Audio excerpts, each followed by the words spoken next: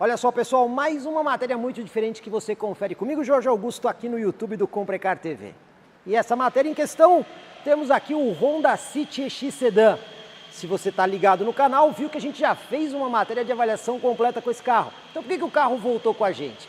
Vocês estão vendo um ambiente diferente? Pois bem, eu vim com esse carro aqui na Honda Hyper-Vel em Itapetininga, porque nós vamos falar aqui sobre revisão obrigatória, materiais de desgaste e vamos dar outras dicas a respeito da manutenção desse veículo. Por isso que a gente veio aqui na Hyper-Vel em Itapetininga. E olha só, eu aproveitei também já para fazer aí uma média de consumo com esse carro. Já fizemos vários outros testes, a gente sabe que esse carro é bem eficiente. Mas olha só, vindo de Sorocaba até aqui Itapetininga, 65 km, esse carro fez a impressionante média de 18,7 km por litro com gasolina. Muito bom, né? Condição real de uso, ar-condicionado ligado. E vamos dar até dica de como manter a média elevada aqui no carro. Mas agora nós vamos falar sobre a revisão obrigatória. E para a gente conhecer os itens da revisão, olha só, estou aqui com Osias. Tudo bom, Osias? Tudo bem, Jorge? Pessoal, o Osias é o supervisor aqui de oficina da Honda Hyper-Vel que vai explicar para a gente detalhadamente os itens de revisão obrigatória. Aliás, Osias, antes da gente falar dos itens, existe uma diferença entre itens de revisão obrigatória e materiais de desgaste, correto? Correto. Os itens de revisão obrigatória, eles têm que ser sempre feitos? Sim, é recomendado pela fábrica, né? Para que mantenha a garantia e a vida útil do motor e do veículo em si. Então, o cliente não pode tirar nenhum item obrigatório da revisão? Não. Agora, existem materiais de desgaste que não estão nessa revisão? Sim. E esses materiais, quando é que eles são trocados? A gente verifica, né? Nas revisões é verificado e se tiver danificado é informado ao cliente.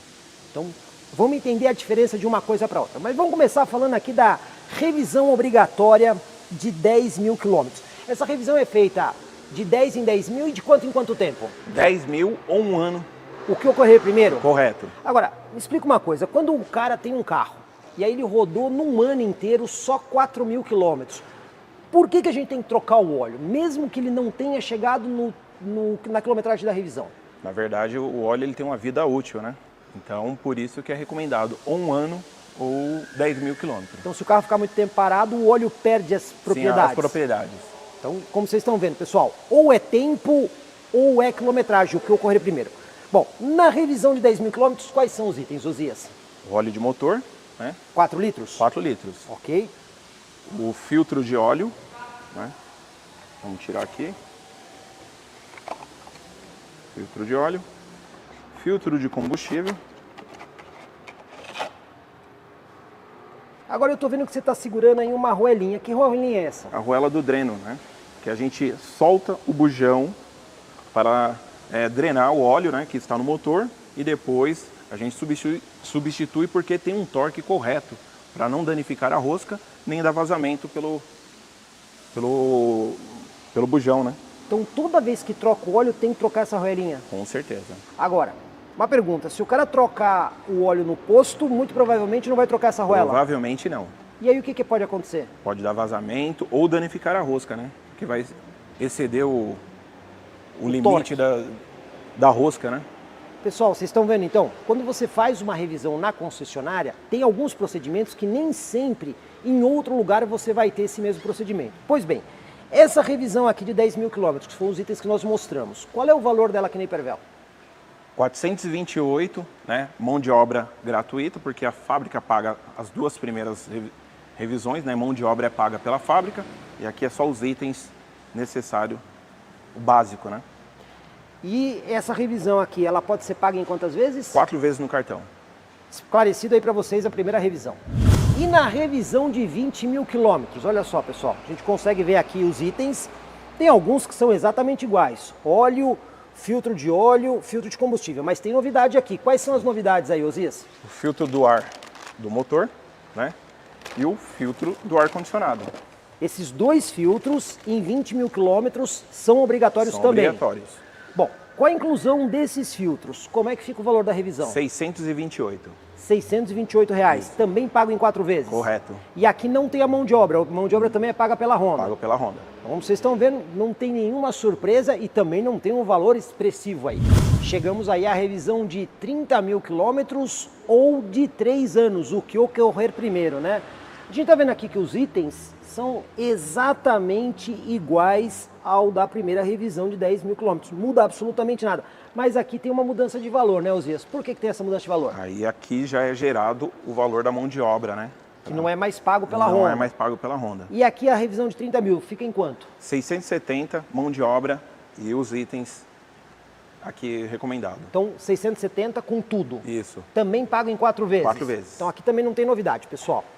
Quando a gente chega na revisão de 40 mil quilômetros, aí começa a ter algumas novidades. Olha só, aqui a gente deixou separado em linha aquilo que você já viu, na de 10, na de 20 e na de 30. 4 litros de óleo, filtro de óleo mais o anelzinho e também o filtro de combustível. Aqui na de 40 mil quilômetros também tem o filtro de ar do motor e o filtro do ar-condicionado, que são os mesmos itens que você já viu na de 20 mil quilômetros. Agora, tem novidade aqui. Osias, o que é isso aqui? A junta da tampa do cabeçote, porque nessa revisão a gente abre para poder fazer a inspeção das válvulas. Pessoal, as válvulas são aquelas que onde estão aí, por exemplo, o sistema VTEC e também o sistema VTC, elas que controlam a entrada do motor. Então você faz uma inspeção ali para ver se está tudo em ordem. Sim, para poder manter rendimento e economia do veículo. Essa inspeção é primordial para você, por exemplo, conseguir manter a média de combustível elevada aí, como a gente mostrou. E aí as juntas, elas estão aqui porque na hora que você monta, tem que trocar a junta? É necessário porque ela recebe calorias, né? E se você não substituir, ela acaba endurecendo e acaba dando vazamento. Então, tá vendo? Peça original Honda, além da inspeção que é feita aí nas válvulas. Outra coisa que é novidade aqui também, eu estou vendo mais 4 litros aqui. Que litros são esses? São do fluido da transmissão CVT. Pessoal, apesar da transmissão ser continuamente variável, ela é tratada aí como uma transmissão automática. Agora, esse óleo aqui é bastante específico, né, Osias? É específico para esse tipo de transmissão. Tem que ser o óleo original Honda. Se você colocar um óleo similar, dá problema? Dá problema. Pode Que dar tipo de reação problema que dá? interna dentro do câmbio, né? Podendo ocasionar avarias internas, né? Pessoal, vocês estão vendo aí que é o seguinte, o câmbio CVT, ele tem que trabalhar com óleo com uma viscosidade muito certa. O óleo não pode ser nem de mais, nem de menos, porque senão o funcionamento do sistema CVT pode ficar comprometido. Então esse óleo aqui tem que ser trocado. Ele é só trocado com quilometragem ou por tempo? Ou 40 mil ou 4 anos. Também tem essa questão, Sim. ou 40 mil ou 4 anos. 4 anos. E essa revisão, obviamente, é uma revisão um pouco mais pesada. Qual é o valor dessa revisão? 2.300, mão de obra e peças. E essa também é parcelada em 4 vezes? Pode parcelar em 6. Essa já tem um parcelamento adicional. Então, como vocês estão vendo, pessoal, esses são os itens obrigatórios. Você não tem como fugir deles, porque eles garantem a permanência da garantia no carro. Porém, agora tem itens de desgaste. Vamos entender isso.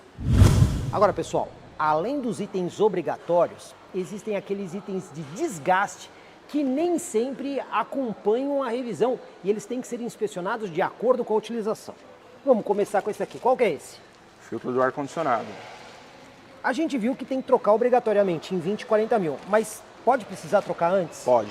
Para quem usa em estrada de terra ou usa muito em cidade que tem poluição, vidro fechado, ele acaba captando mais sujeira ou veículos que é deixado debaixo de árvore, então tem que trocar bem antes.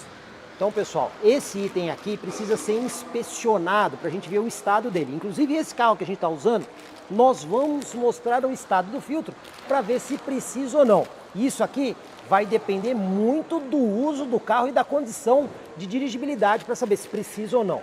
Outro item é esse aqui. O que nós temos aqui? Borracha do limpador do para-brisa. Pessoal, borracha do limpador de para-brisa. Então vamos lá. Quando ela tem que ser trocada mais rapidamente? Quando o veículo fica exposto ao sol ou é mais exposto ao sol, né? Ele acaba ressecando a borracha e isso faz com que ela não limpe direito. Não limpe direito. Se o cara deixar o carro muito embaixo de árvore, cai seiva, acontece isso também? Também. Viaja muito em estrada à noite, chuva, atrás de outros veículos, pode acontecer também? Pode. Isso diminui o tempo de troca? Sim. Agora, se é aquele carro de garagem, que quase nunca sai, fica sempre guardadinho na garagem, o cara está sempre lavando o carro, dificilmente viaja com chuva, e aí? A vida útil dele é maior. Então, tudo depende de como o carro é utilizado. Sim. Não dá para dizer o período de troca disso aqui. Não.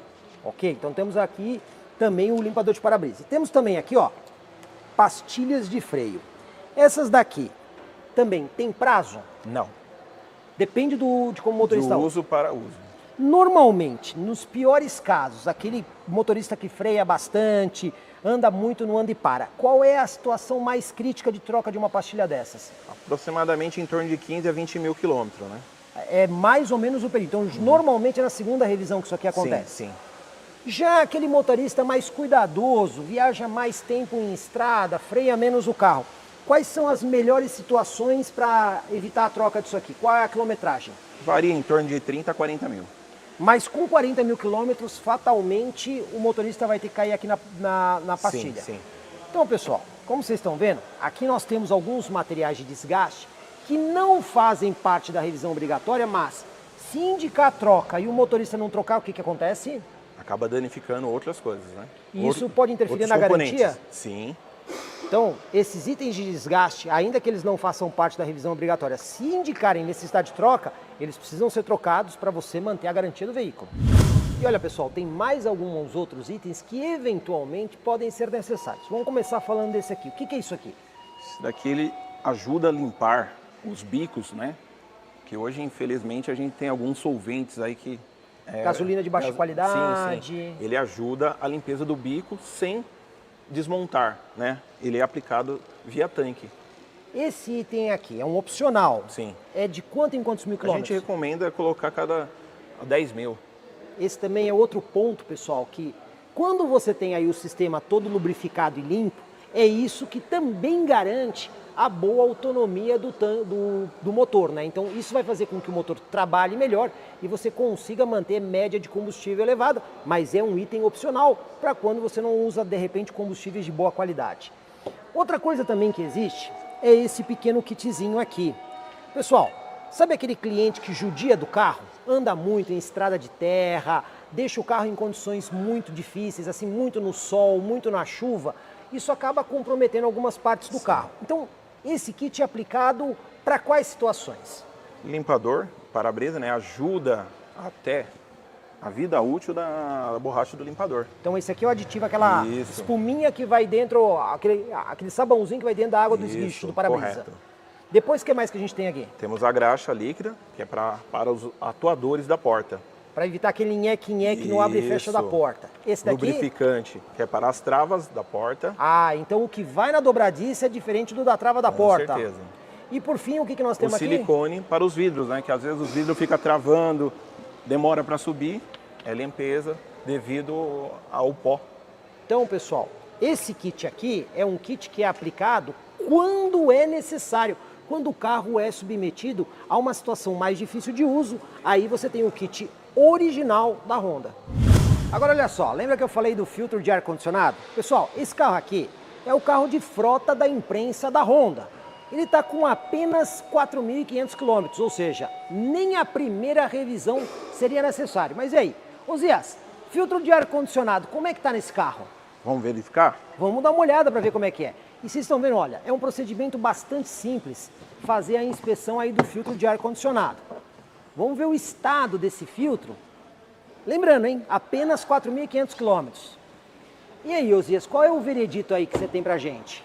Correta que é a substituição, né? Para quem tem rinite, doenças respiratórias, né? É necessário a substituição. Então, com apenas 4.500 quilômetros, a gente já tem um filtro meio que saturado. Sim. Normalmente só seria feito nos 10 mil quilômetros. Sim.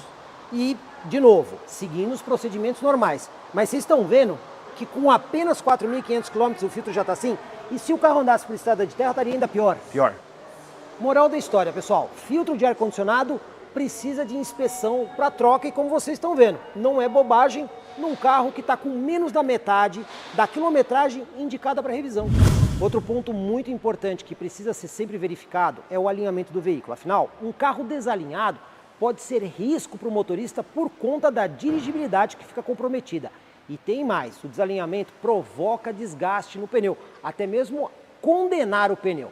E por isso, olha só, pegamos o carro da frota da Honda e montamos aqui no alinhamento. Como vocês estão vendo, tem essas cabeças aqui para fazer a medição com muita precisão e tem ali o sistema de medição ali na frente. é um alinhamento todo computadorizado. Mas vamos ver qual é o veredito. E aí, Osias, o que a gente pode dizer desse carro aqui? Ele está dentro das especificações do fabricante. Então, esse carro, a princípio, não precisaria alinhar, mas vamos ver caso a caso.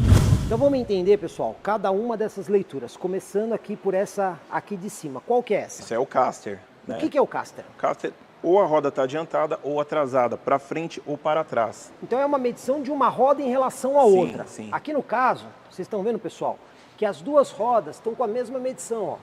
4,49, ou seja, está dentro aqui da margem de tolerância, está tudo Correto, certo. sim. Agora, o que pode mudar o caster do carro? Se ele pegar um buraco, né, ele acaba danificando mais o pneu, a vida útil do pneu. Então, se ele pegar um buraco, além do pneu, ele pode... Danificar a suspensão. E aí a roda acaba indo para frente ou para trás? Sim. Nessa situação, o que tem que ser feito para corrigir isso? Isso aí teria que ser verificado a suspensão e os itens danificados ser substituído. Então, atento ao caster para esse tipo de situação. E vamos aqui para a segunda medição, essa daqui. O que essa parte aqui mede, Osias? Isso aqui é a cambagem, que é a inclinação da roda. Então aqui ele consegue ver se a roda está mais inclinada para dentro ou para fora. Correto. Pois bem, olhando aqui na tela, as duas rodas estão dentro da tolerância, mas eu estou vendo aqui que o lado direito está um pouquinho mais inclinado que o lado esquerdo. Da forma que está aqui, tem algum problema? Não, nenhum. Está dentro da especificação. O carro vai funcionar normalmente. Normal. Agora, se eu tivesse trazido esse carro aqui e esse indicador tivesse, por exemplo, nessa região aqui, e aí, o que acontece? O que acontece, o cliente pode ter pegado um buraco ou andado num piso irregular, né? E isso acaba alterando. Alterando. Com a cambagem alterada, tem problema no pneu?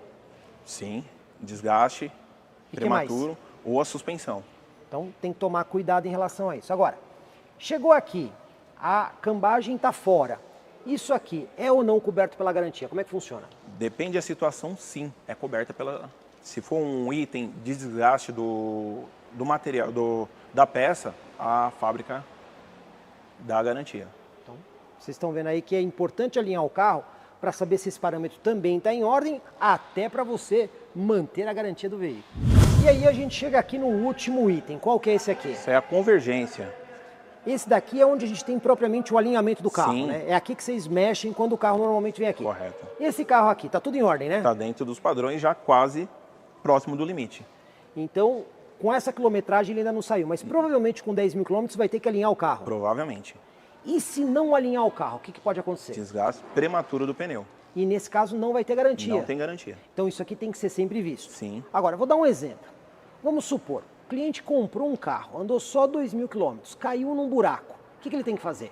Trazer aqui para a gente verificar. Se não tem nenhum Se desalinhamento. não tem nenhum desalinhamento. Se não tiver, Não é cobrado nada. não será cobrado nada. Mas e se tiver? Será cobrado o alinhamento e balanceamento R$ 170 em 2 vezes. Olha aí, então tá vendo, pessoal? É sempre bom fazer esse tipo de inspeção para não ficar na dúvida. Afinal de contas, não fez alinhamento e balanceamento, perdeu o pneu, a garantia não vai cobrir e aí vai ficar muito mais caro.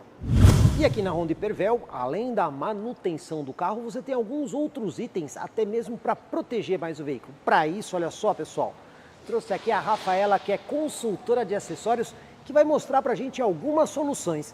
Quais são elas, Rafaela? Isso aí, Jorge, nós temos o impermeabilizante de couro, que é ótimo para quem tem crianças. O outro item, qual que é? O cristalizador de vidros, que é ótimo para dias de chuva. E também... Revestimento cerâmico, que é para quem deixa o carro ao relento. Então vamos lá, caso a caso. O primeiro ali, né, esse daí, pro pai, mãe, que tem aquela criançada que entra comendo no carro, né? O pessoal compra bastante? Muito. É importantíssimo para quem tem criança, porque ele não deixa, se você derruba alguma coisa, líquido, não passa no seu banco. Pessoal, isso aí é muito legal, porque quando cai líquido no banco, né, cai sorvete, alguma coisa assim, em vez daquilo penetrar no banco, ele escorre, fica muito mais fácil fazer a limpeza. Então, para pais, é excelente. O outro aí que você tem é o... Cristalizador de vidros.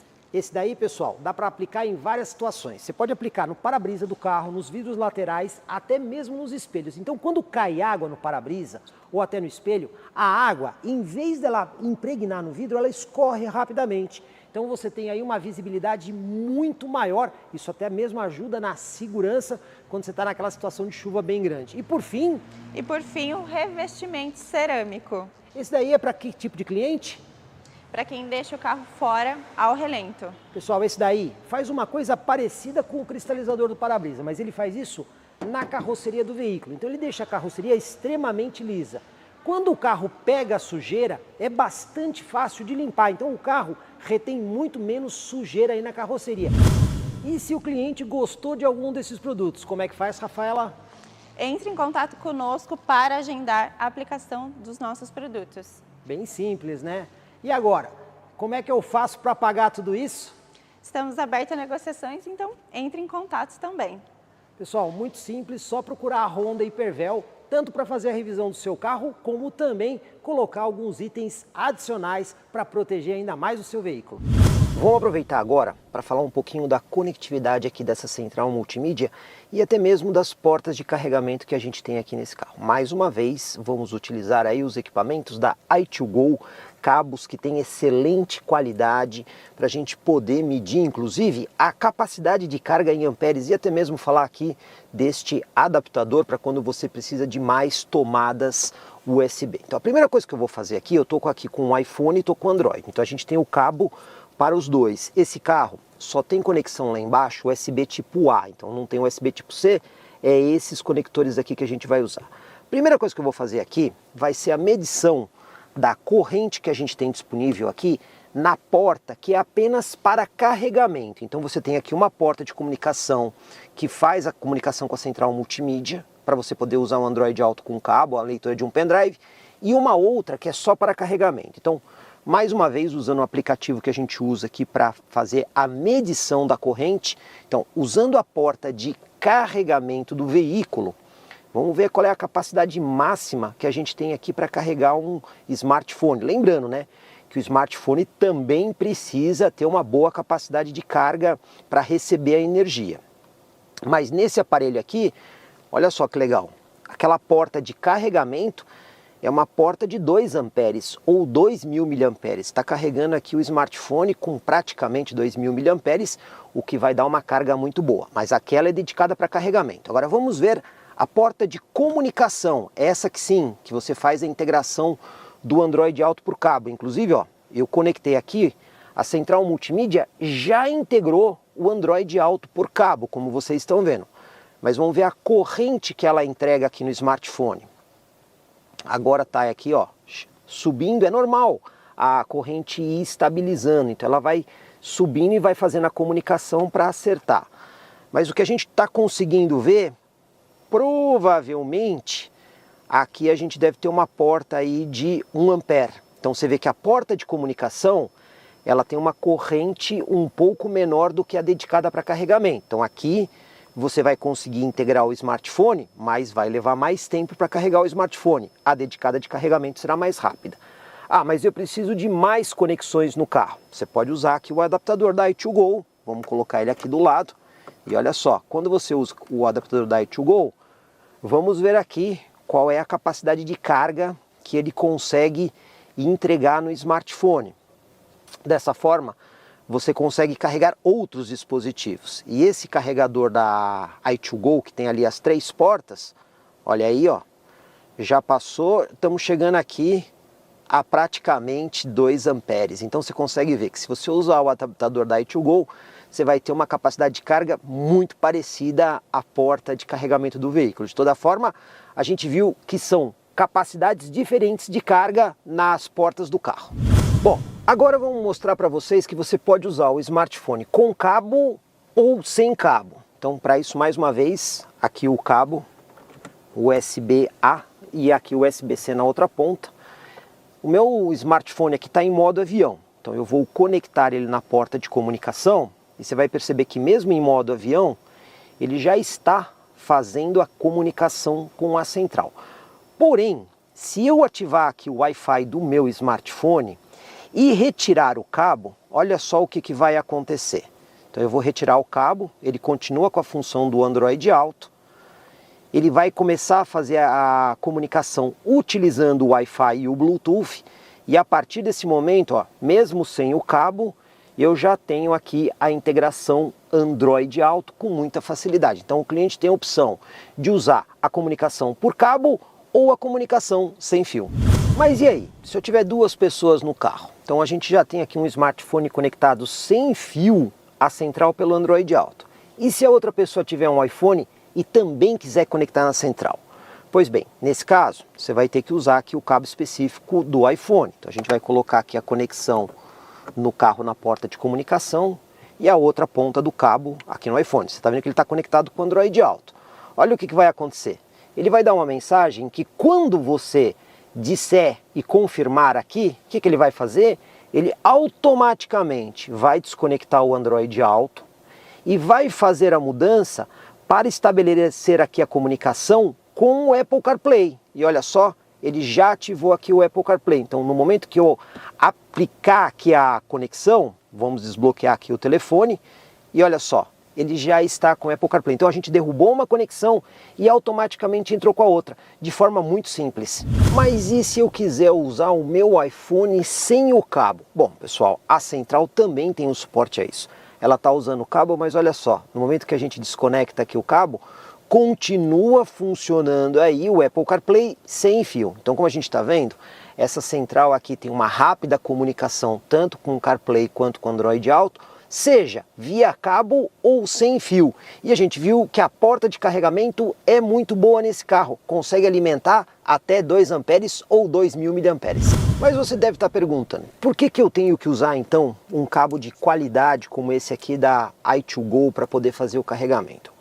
Se você tem uma porta de carregamento como essa, que consegue fornecer 2000 miliamperes ou praticamente 2 amperes, o cabo tem que ter a mesma qualidade, porque se ele não tiver uma boa qualidade, apesar da porta ter a capacidade, se o cabo for ruim, não chegarão 2000 miliamperes no seu telefone.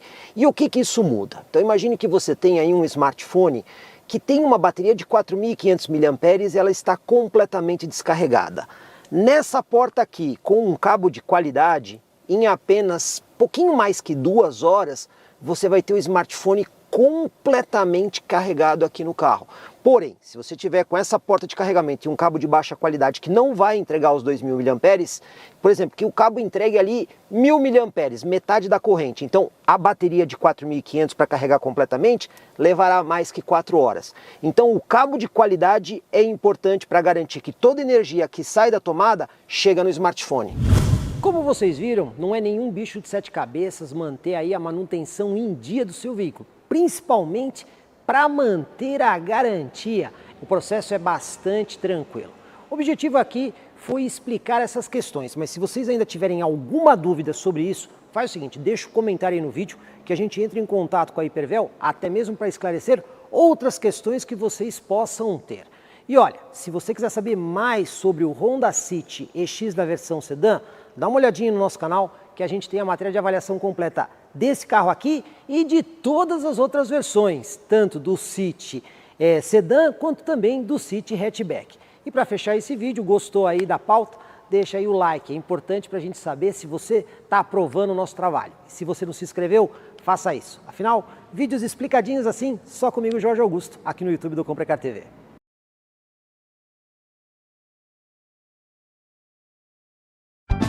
Comprecar é ideal para quem quer vender. Comprecar é ideal para quem quer comprar. Se precisou vender ou comprar, acesse hoje mesmo Comprecar. Acesse comprecar.com.br. Comprecar.